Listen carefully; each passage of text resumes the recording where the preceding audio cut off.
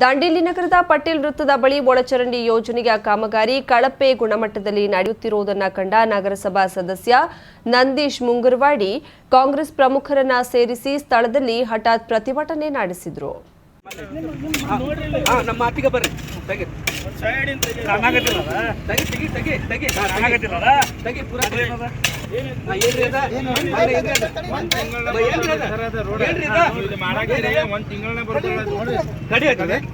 ಏನ್ ಮಾತಾಡ್ತೀರಿ ನೀವು ಹಿಂಗೆ ಮಳೆ ಮಾಡಕ್ ಹೋಗ್ಬೇಡ್ರಿ, ನೀವು ಮಳೆ ಮಾಡಕ್ ಹೋಗ್ಬೇಡ್ರಿ. ಇಲ್ಲ ಹೇಳ್ರಿ ಡಾಮರ್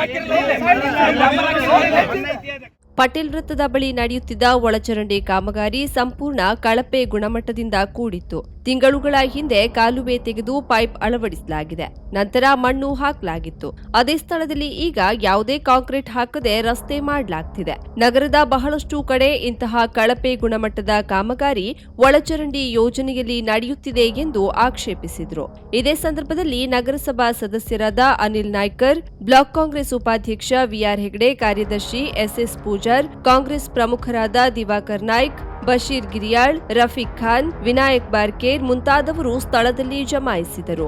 ಸ್ಥಳಕ್ಕೆ ಗುತ್ತಿಗೆ ಸಂಸ್ಥೆಯ ಮೇಲ್ವಿಚಾರಕ ಆನಂದ್ ದೀಕ್ಷಿತ್ ಅವರನ್ನ ಕರೆಯಿಸಿದ್ರು. ಸ್ಥಳಕ್ಕೆ ಆಗಮಿಸಿದ ಗುತ್ತಿಗೆ ಸಂಸ್ಥೆಯ ಆನಂದ್ ದೀಕ್ಷಿತ್ ಹಾಗೂ ಕಾಂಗ್ರೆಸ್ ಮುಖಂಡರ ನಡುವೆ ಮಾತಿನ ಚಕಮಕಿ ನಡೆಯಿತು. ಗುತ್ತಿಗೆ ಸಂಸ್ಥೆಯ ಮೇಲ್ವಿಚಾರಕರು ನಾವು ಸಮರ್ಪಕವಾಗಿ ಕಾಮಗಾರಿ ನಡೆಸುತ್ತಿದ್ದೇವೆ ಎಂದು ವಾದಿಸಿದಾಗ ಕಾಂಗ್ರೆಸ್ ಪ್ರಮುಖರು ಸಿಟ್ಟಿಗೆದ್ದರು. ಸ್ಥಳದಲ್ಲಿ ಆಗಿರುವ ಕಳಪೆ ಕಾಮಗಾರಿಯನ್ನ ಪ್ರದರ್ಶಿಸಿದ್ರು.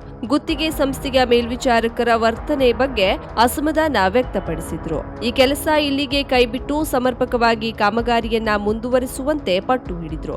ನಂತರ ಗುತ್ತಿಗೆ ಸಂಸ್ಥೆಯ ಮೇಲ್ವಿಚಾರಕ ಆನಂದ್ ದೀಕ್ಷಿತ್ ಕಾಮಗಾರಿ ಕಳಪೆಯಾಗದ ರೀತಿಯಲ್ಲಿ ಗುಣಮಟ್ಟದ ಕೆಲಸ ಮಾಡುವುದಾಗಿ ಭರವಸೆ ನೀಡಿದ್ರು. ಕಾಂಗ್ರೆಸ್ ಮುಖಂಡರು ನಗರದಲ್ಲಿ ನಡೆಯುತ್ತಿರುವ ಈ ಒಳಚರಂಡಿ ಕಾಮಗಾರಿಯ ಕಳಪೆತನದ ಬಗ್ಗೆ ಶಾಸಕರಾದ ದೇಶಪಾಂಡೆಯವರ ಗಮನಕ್ಕೆ ತರಲಾಗುವುದು ಎಂದು ತಿಳಿಸಿದ್ರು. ಈ ಸಂದರ್ಭದಲ್ಲಿ ಮಾತನಾಡಿದ ನಗರಸಭಾ ಸದಸ್ಯ ನಂದೀಶ್ ಮುಂಗರವಾಡಿ, ಬೆಳೆಯುತ್ತಿರುವ ನಗರದ ಅಭಿವೃದ್ಧಿಯ ಮುಂದಾಲೋಚನೆಯನ್ನಿಟ್ಟುಕೊಂಡು ಶಾಸಕ ಆರ್.ವಿ. ದೇಶಪಾಂಡೆಯವರು ದಾಂಡೇಲಿಗೆ ನೂರಾರು ಕೋಟಿ ರೂಪಾಯಿ ವೆಚ್ಚದ ಒಳಚರಂಡಿ ಕಾಮಗಾರಿ ಯೋಜನೆಯನ್ನ ತಂದಿದ್ದರು.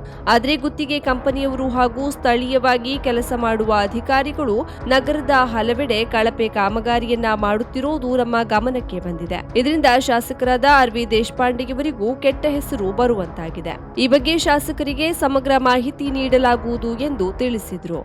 ಹೊಸ ಕಟ್ಟಡ ಪೂರ್ಣಗೊಂಡು 4 ತಿಂಗಳು ಕಳೆದರೂ ಬಳಕೆಗೆ ದೊರೆತಿಲ್ಲ. ಕಿತ್ತು ಬೀಳುವ ಛಾವಣಿ, ಮುರಿದ ಕಿಟಕಿ, ಮಳೆ ಬಂದ್ರೆ ಕಚೇರಿ ತುಂಬಾ ನೀರು ಬರುವ ಶಿಥಿಲಗೊಂಡ ಕಟ್ಟಡದಲ್ಲಿಯೇ ಮುಂದುವರಿದ ಕೆಲಸ ಕಾರ್ಯ. ಇದು ಗೋಕರ್ಣದ ಪಶು ಆಸ್ಪತ್ರೆಯ ಪ್ರಸ್ತುತ ಸ್ಥಿತಿ. ಬಹು ಹಳೆಯ ಕಟ್ಟಡ ಬೀಳುವ ಸ್ಥಿತಿಯಲ್ಲಿದ್ದು ಪಶು ಆಸ್ಪತ್ರೆಗೆ ಚಿಕಿತ್ಸೆ ಬೇಕೆಂದು ಸಾರ್ವಜನಿಕರು ಮನವಿ ಮಾಡಿದ್ದರು. ಪರಿಣಾಮ ನೂತನ ಕಟ್ಟಡಕ್ಕೆ ಹಣ ಮಂಜೂರಾಗಿ ಕಟ್ಟಡವು ನಿರ್ಮಾಣವಾಗಿ 4 ತಿಂಗಳು ಕಳೆದಿದೆ. ಆದರೆ ಇದುವರೆಗೂ ಉದ್ಘಾಟನೆ ಆಗದಿರುವುದಕ್ಕೆ ಸಾರ್ವಜನಿಕರು ಅಸಮಾಧಾನ ವ್ಯಕ್ತಪಡಿಸಿದ್ದು, ಇನ್ನು ಕೆಲವೇ ತಿಂಗಳಲ್ಲಿ ಮಳೆಗಾಲ ಪ್ರಾರಂಭವಾಗಲಿದ್ದು ಅದರೊಳಗೆ ಕಟ್ಟಡ ಸೇವೆಗೆ ದೊರೆಯದಿದ್ರೆ ಹೊಸ ಕಟ್ಟಡ ನಿರ್ಮಿಸಿಯೂ ವ್ಯರ್ಥ ಎಂಬುದು ಜನರ ಅಭಿಪ್ರಾಯವಾಗಿದೆ. ಮೇಲಿನ ಕೇರಿಯಲ್ಲಿರುವ ಪಶು ಆಸ್ಪತ್ರೆಯ ನೂತನ ಕಟ್ಟಡ ನಿರ್ಮಾಣಕ್ಕೆ ಶಾಸಕ ದಿನಕರ್ ಶೆಟ್ಟಿ ಗುದ್ದಲಿ ಪೂಜೆ ನೆರವೇರಿಸಿದ್ದರು. ನಂತರ ಕಾಮಗಾರಿ ಪ್ರಾರಂಭವಾಗಿ ಕಳೆದ ಜನವರಿಯಲ್ಲೇ ಬಹುತೇಕ ಪೂರ್ಣಗೊಂಡಿದ್ದು ಕರೆಂಟ್ ವೈರಿಂಗ್ ಮತ್ತು ಇತರೆ ಸಣ್ಣ ಕೆಲಸ ಸೇರಿದ್ರೆ 10% ಕೆಲಸವಿದೆ. ಆದರೆ ಇದನ್ನು ಪೂರ್ಣ ಮಾಡಿ ಕಚೇರಿ ಕೆಲಸಕ್ಕೆ ನೀಡದೆ ಬಿಟ್ಟಿದ್ದು, ಹೀಗೆ ವಿಳಂಬವಾದ್ರೆ ಮಳೆಗಾಲ ಬರುತ್ತಿದ್ದು ಆ ವೇಳೆ ಹಳೆಯ ಸೋರುವ ಕಟ್ಟಡದಲ್ಲೇ ಕಚೇರಿ ಸಿಬ್ಬಂದಿ ಮುಂದುವರಿಯಬೇಕಾದ ಪರಿಸ್ಥಿತಿ ಇದೆ. ಈ ಬಗ್ಗೆ ಪಶುಸಂಗೋಪನಾ ಇಲಾಖೆ ಮತ್ತು ಈ ಕ್ಷೇತ್ರದ ಶಾಸಕರು ಆಸಕ್ತಿ ತೋರಿ ತ್ವರಿತವಾಗಿ ಲೋಕಾರ್ಪಣೆ ಮಾಡಬೇಕಿದೆ. ಕೇಂದ್ರದ ಆರ್ಐಡಿಎಫ್ ಯೋಜನೆಯಿಂದ ಎನ್ಪಿಸಿಸಿಎಲ್ ಕಂಪನಿಯಿಂದ ಜಿಲ್ಲೆಯಲ್ಲಿ ಒಟ್ಟು 17 ಪಶು ಆಸ್ಪತ್ರೆ ನಿರ್ಮಾಣಕ್ಕೆ ಗುತ್ತಿಗೆ ಪಡೆದಿದೆ. ಇದರಲ್ಲಿ 11 ಕಟ್ಟಡ ಪೂರ್ಣಗೊಂಡಿದ್ದು ಉಳಿದವು ಚಿಕ್ಕ ಕೆಲಸಗಳು ಬಾಕಿ ಇದ್ದು ಇದನ್ನ ಶೀಘ್ರದಲ್ಲೇ ಇಲಾಖೆಗೆ ಹಸ್ತಾಂತರಿಸಲಾಗುತ್ತದೆ ಎಂಬ ಮಾಹಿತಿ ದೊರೆತಿದೆ. ಈ ಬಗ್ಗೆ ಗುತ್ತಿಗೆದಾರರನ್ನ ವಿಚಾರಿಸಿದಾಗ ಇಲ್ಲಿನ ಕಟ್ಟಡದ ಕೆಲಸ ಪೂರ್ಣಗೊಂಡಿದ್ದು ಸ್ವಲ್ಪ ಕೆಲಸ ಬಾಕಿ ಇದೆ. ಇದನ್ನ ಉದ್ಘಾಟನೆಯೊಳಗೆ ಪೂರ್ಣಗೊಳಿಸುತ್ತೇವೆ. ಉದ್ಘಾಟನೆಗಾಗಿ ಶಾಸಕರನ್ನ ಭೇಟಿಯಾಗಲಿದ್ದೇನೆ. ಅವರು ಭೇಟಿಯಾಗಲು ನನಗೆ ನಮಗೆ ವಿಳಂಬವಾಗಿದೆ. ಇದಕ್ಕಾಗಿಯೇ ಲೋಕಾರ್ಪಣೆಗೊಂಡಿಲ್ಲ ಎಂದಿದ್ದಾರೆ. ಈ ಬಗ್ಗೆ ಪಶುಸಂಗೋಪನಾ ಇಲಾಖೆ ಜಿಲ್ಲಾ ನಿರ್ದೇಶಕ ರಾಕೇಶ್ ಮಾತನಾಡಿ, 10% ಕೆಲಸ ಬಾಕಿ ಇತ್ತು. ಈ ಬಗ್ಗೆ ಗುತ್ತಿಗೆ ಕಂಪನಿಗೆ ಪತ್ರ ಬರೆದಿದ್ದು ಶೀಘ್ರದಲ್ಲಿ ಪೂರ್ಣಗೊಂಡು ನೂತನ ಕಟ್ಟಡಕ್ಕೆ ಆಸ್ಪತ್ರೆ ಸ್ಥಳಾಂತರವಾಗಲಿದೆ ಎಂದಿದ್ದಾರೆ. ಕರಾವಳಿ ಮುಂಜಾವು ಡಿಜಿಟಲ್ ನ್ಯೂಸ್, ವಿನಾಯಕ್ ಶಾಸ್ತ್ರಿ, ಗೋಕರ್ಣ. ಇನ್ನು ದಾಂಡೇಲಿಯಲ್ಲಿ ಕೆಲವೆಡೆ ಹೊರ ರಾಜ್ಯದಿಂದ ಬಂದು ಅನಧಿಕೃತವಾಗಿ ಕ್ಷೌರಿಕರ ಅಂಗಡಿಯನ್ನ ಹಾಕಿದ್ದು ಇದು ಸ್ಥಳೀಯರಿಗೆ ಹಲವು ವಿಧದಲ್ಲಿ ನಷ್ಟವಾಗ್ತಿದೆ ಎಂದು ಆಕ್ಷೇಪಿಸಿ ಸವಿತಾ ಸಮಾಜ ಸಂಘಟನೆಯ ನೇತೃತ್ವದಲ್ಲಿ ನಗರಸಭೆ ಎದುರು ಮಂಗಳವಾರ ಧರಣಿ ನಡೆಸಿದರು. ಈ ಸಂದರ್ಭದಲ್ಲಿ ಮಾತನಾಡಿದ ಪ್ರತಿಭಟನಾಕಾರರು, ಯಾರು ಎಲ್ಲಿಂದಲೇ ಬಂತು ಅಂಗಡಿ ಹಾಕುವ ಅವಕಾಶ ಇದೆಯಾದರೂ ಕೂಡ ಅಂಗಡಿ ಹಾಕುವ ಸಂದರ್ಭದಲ್ಲಿ ಕೆಲವೊಂದು ನಿಯಮಗಳನ್ನ ಪಾಲಿಸಬೇಕಾಗುತ್ತದೆ. ಆದರೆ ಹೊರ ರಾಜ್ಯದಿಂದ ಬಂದು ಇಲ್ಲಿ ಕ್ಷೌರಿಕರ ಅಂಗಡಿಯನ್ನ ಮಾಡಿದವರು ಕೆಲ ನಿಯಮಗಳನ್ನ ಉಲ್ಲಂಘಿಸಿದ್ದಾರೆ. ಅಕ್ರಮವಾಗಿ ಅಂಗಡಿಗಳನ್ನ ಹಾಕಿದ್ದಾರೆ. ನಾವು ನಮ್ಮ ಹೊಟ್ಟೆಪಾಡಿಗಾಗಿ ಈ ಕ್ಷೌರಿಕ ವೃತ್ತಿಯನ್ನೇ ಮಾಡುತ್ತಿದ್ರೆ ಅವರು ಅದನ್ನ ಬಿಸಿನೆಸ್ ರೀತಿಯಲ್ಲಿ ನಡೆಸುತ್ತಿದ್ದಾರೆ. ಇದರಿಂದ ಸ್ಥಳೀಯ ಕ್ಷೌರಿಕರಿಗೆ ಬಹಳಷ್ಟು ನಷ್ಟ ಉಂಟಾಗ್ತಿದೆ. ಹಾಗಾಗಿ ಹೊರ ರಾಜ್ಯದ ಅಂಗಡಿಗಳನ್ನ ತಕ್ಷಣ ಮುಚ್ಚುವಂತೆ ಕ್ರಮ ಕೈಗೊಳ್ಳಬೇಕೆಂದು ಒತ್ತಾಯಿಸಿದ್ರು. ಈ ಮೊದಲು ಹಲವು ಬಾರಿ ನಗರಸಭೆಯವರಲ್ಲಿ ಮನವಿ ಮಾಡಿಕೊಂಡಿದ್ದೇವೆ. ಸೋಮವಾರ ಕೂಡ ನಗರಸಭೆಯಲ್ಲಿ ಪೌರಾಯುಕ್ತರ ಬಳಿ ಮನವಿ ಮಾಡಿ ಅಕ್ರಮ ಅಂಗಡಿಗಳನ್ನ ತೆರವುಗೊಳಿಸುವಂತೆ ಮನವಿ ಮಾಡಿದ್ದೆವು. ಅವರು ಭರವಸೆಯನ್ನು ಕೂಡ ನೀಡಿದ್ದರು. ಆದರೆ ಅದು ಈಡೇರದ ಕಾರಣ ಮಂಗಳವಾರ ಮತ್ತೆ ಧರಣಿ ಆರಂಭಿಸಿದ್ದೇವೆ ಎಂದು ತಿಳಿಸಿದ್ರು. ಬೇರೆ ರಾಜ್ಯದವರು ಬಂದು ಇಲ್ಲಿ ಕೆಲಸ ಮಾಡ್ತಾ ಇದ್ದಾರೆ. ಅದೇ ನಮ್ಮ ಪ್ರಾಬ್ಲಮ್. ನಾವು ಸುಮಾರು 10 ವರ್ಷದಿಂದ ಮುನ್ಸಿಪಾಲಿಟಿ ಎಲ್ಲಾ ಕಡೆ ಹೋರಾಟ ಮಾಡಿದೀವಿ. ಆದ್ರಲ್ಲ ಏನಾಗ್ತದೆ, ನಮ್ಮ ಕಾನೂನಲ್ಲಿ ಯಾರು ಬಂದು ಹೊರಗಿಂದವರು ಆದ್ರೂ ಯಾವ್ದು ದುಡಿಮೆ ಮಾಡಬಹುದು, ನಮ್ಗೆ ಅದ್ರ ಬಗ್ಗೆ ಪ್ರಾಬ್ಲಮ್ ಇಲ್ಲ. ಆದ್ರೆ ಯಾರು ಅಂಗಡಿ ಹಾಕ್ತಾರೆ ಅವರು ಸ್ವತಃ ನಿಂತು ಕೆಲಸ ಮಾಡಿ ಅಂಗಡಿ ಹಾಕಬೇಕು. ತನ್ನ ಕೆಲಸದಿಂದ ತನ್ನ ಕಾಲ್ ಮೇಲೆ ನಿಂತು ಸ್ವತಃ ಕೆಲಸ ಮಾಡಬೇಕು. ನಮ್ ಕೆಲಸ ಅಂದ್ರೆ ನಮ್ ಸ್ವಂತದ ಹೊರ್ತಿದ್ದು. ಆದ್ರೆ ಇಲ್ಲಿ ಏನಾಗಿದೆ, ಸ್ವಲ್ಪ ಜನರಿಗೆ ಪ್ರಾಬ್ಲಮ್ ಏನಾಗಿದೆ ಅಂದ್ರೆ ಅವ್ರ ಹತ್ರ ದುಡ್ಡಿದೆ, ದುಬೈ ಅಲ್ಲಿ ಇಲ್ಲಿ ಹೋಗಿ ದುಡ್ಡು ತಂದು ಅವರು ಬಿಸ್ನೆಸ್ ಅಂತ ಹೇಳ್ತಾರೆ. ನಮ್ ಬಿಸ್ನೆಸ್ ಅಲ್ಲ ಇದು, ನಮ್ಮ ಹೊಟ್ಟೆಪಾಡು. ಅವರಿಗೆ ಬಿಸ್ನೆಸ್ ಆಗಿದೆ. ಹಂಗಾಗಿ ನಾವು ನಿನ್ನೆಯಿಂದ ನಾವು ಹೋರಾಡ್ತಾ ಇದ್ದೀವಿ. ಇದರ ಮೊದಲು ಸುಮಾರಷ್ಟು ಅರ್ಜಿ ಹಾಕಿದ್ದೀವಿ.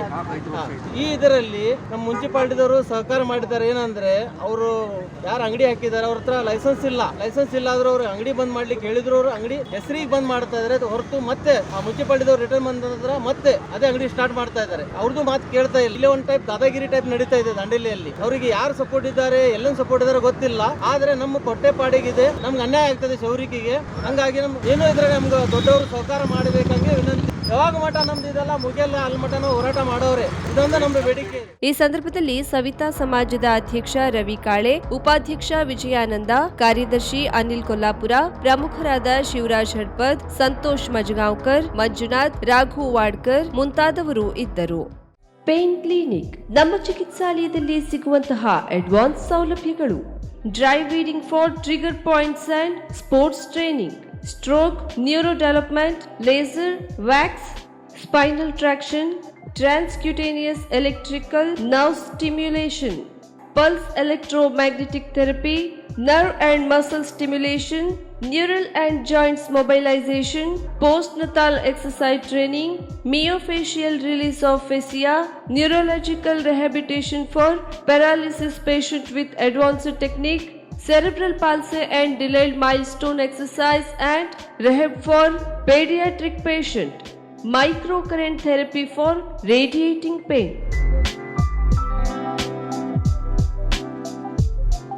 Home physiotherapy, treatment condition, cervical and lumbar spondylosis, radiating, joint pain management, trapeziepis, cervicogenic, headache, vertigo, carpal tunnel syndrome, tennis elbow, golfer's elbow, low back pain, IVDP, orthoarthritis, frozen shoulder, heel pain, stroke and cerebral palsy rehabilitation, sports injury, ligament injury rehabilitation, strain, sprain, soft tissue injury, post-traumatic stiffness, Bell's palsy, post-COVID rehabilitation. For appointment, contact 08382 22222. Mobile number 9740809295. For visit G8 Suman Lakshmi Enclave near Nagamangala Regalia, Kajubag, Karwar.